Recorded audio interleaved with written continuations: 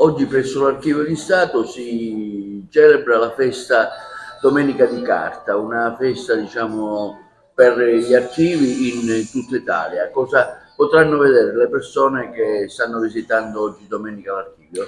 Anche l'Archivio di Stato di Agrigento partecipa come ogni anno alla manifestazione Domenica di Carta, la manifestazione prettamente dedicata dal nostro Ministero della Cultura al patrimonio di archivi e biblioteche. In questa specifica occasione abbiamo inaugurato un nuovo percorso denominato Viaggi Reali, che ricostruisce la storia di due viaggi di eccellenza che hanno caratterizzato il nostro territorio nel 1881 e nel 1909, nello specifico il viaggio dei sovrani italiani e dei sovrani inglesi, una modalità nuova per guardare il nostro territorio e le sue bellezze non solo attraverso le fonti archivistiche, ma soprattutto attraverso il punto di vista di questi illustri ospiti. Abbiamo visto che ci sono anche dei ricordi delle iniziative che avete fatto dedicate Certo. alla Guardia di Finanza, io sono Lillo, insomma tante cose. Naturalmente l'apertura straordinaria dei depositi è finalizzata a far conoscere anche le altre attività che abbiamo realizzato come Archivio di Stato, nonché a fruire della sezione didattica e dei percorsi culturali che sono già attivi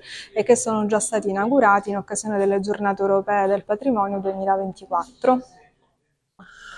Si parla anche di questo progetto Parchium che interessa la Valle dei Templi. Sì, naturalmente questo è un progetto che abbiamo realizzato con fondi PONFESR 2014-2020. Il progetto Parchium, l'Archivio racconta, è una modalità di fruizione ampliata del patrimonio archivistico che riguarda la Valle dei Templi di Agrigento e che è qui custodita presso l'Archivio di Stato di Agrigento. Oggi naturalmente in occasione di questa apertura straordinaria abbiamo ulteriormente parlato e discusso di questo progetto, consegnando anche materiale informativo per chi voglia fruire dell'app e della piattaforma web. Un progetto che è stato inserito anche nella programmazione di Agrigento Capitale Italiana della Cultura 2025 e che rappresenta una modalità nuova per conoscere la storia della conservazione del sito archeologico attraverso appunto gli archivi.